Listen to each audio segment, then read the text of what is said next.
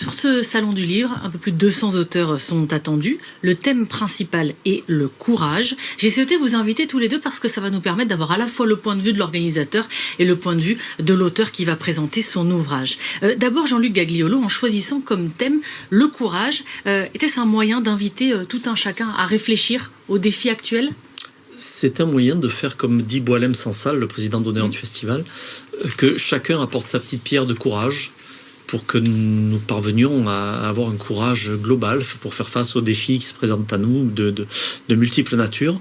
Et je trouve que Boualem Sansal était évidemment l'auteur désigné, compte tenu de son parcours et des choix de vie qu'il a fait et des choix d'écriture qu'il a fait. C'est un essayiste, romancier algérien, auteur du livre Le Serment des barbares, auteur connu pour ses critiques envers le pouvoir en place en Algérie. Un auteur courageux donc. Un auteur courageux et qui vient d'écrire un livre qui est remarquable, qui s'appelle Vivre compte à rebours et qui est une dystopie qui imagine qu'il reste peu de temps à notre monde.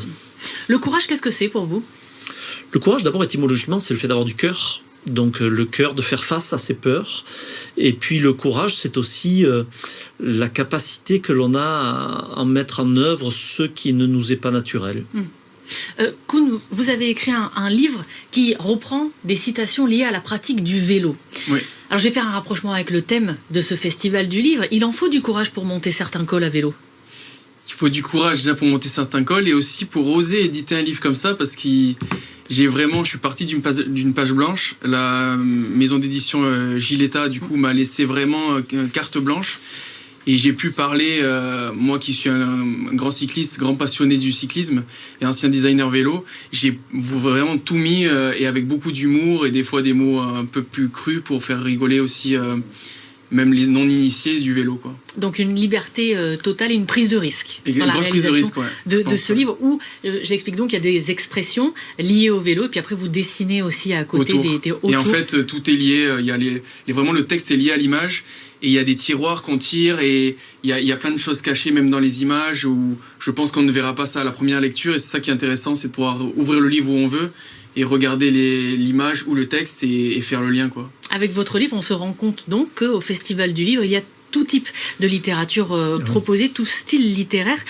D'ailleurs, en avez-vous, vous, certains de ces auteurs qui vont être présents pour qui vous avez des coups de cœur ? Mais moi, je n'ai que des coups de cœur. C'est bien le problème, c'est que je ne peux pas entrer dans une librairie sans acheter un ou plusieurs livres, parlez-en à ma femme d'ailleurs, et je ne peux pas non plus aller au festival sans être émerveillé par l'aptitude qu'ont tous ces artistes à nous faire rêver, à nous faire réfléchir, à nous enthousiasmer, à nous faire pleurer, à nous émouvoir, à nous faire rire, à nous faire imaginer qu'un jour on pourrait monter sur un vélo. Donc je n'ai que des coups de cœur, oui. Vous aimez le vélo uniquement le juillet, hein, je crois. J'aime beaucoup le vélo en juillet, oui, absolument. Y a-t-il une expression d'ailleurs que vous reprenez dans le livre et qui exprime ce type d'attitude envers le vélo ? Chasser la canette, par exemple, pour un coureur, c'est quand on est vraiment assoiffé en haut d'un col, mais pour un téléspectateur, on sait quelle couleur de canette il chasse devant sa télé, bien cramponné au canapé. Je te laisse la teneur de tes propos, tu en es responsable.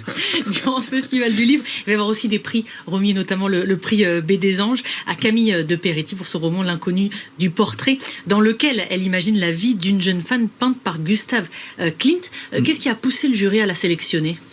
Alors nous l'avons choisi tout simplement d'abord parce que vous savez sur les 18 membres du jury, il y avait une quasi-unanimité dès le premier tour et c'est vraiment un roman qui est passionnant parce que c'est un roman à tiroir, tu parlais de tiroir tout à l'heure, qui nous fait entrer dans plusieurs époques. C'est à la fois un roman littéraire, artistique et une forme de polar aussi, parce que c'est tout le parcours de ce livre auquel on se confronte. Donc on a été tous charmés par la vie qui sortait de ce livre. L'auteur ayant reçu le prix jeunesse, donc qui a été donné par des élèves de Nice, sera également présent. C'est Thibaut Bérard.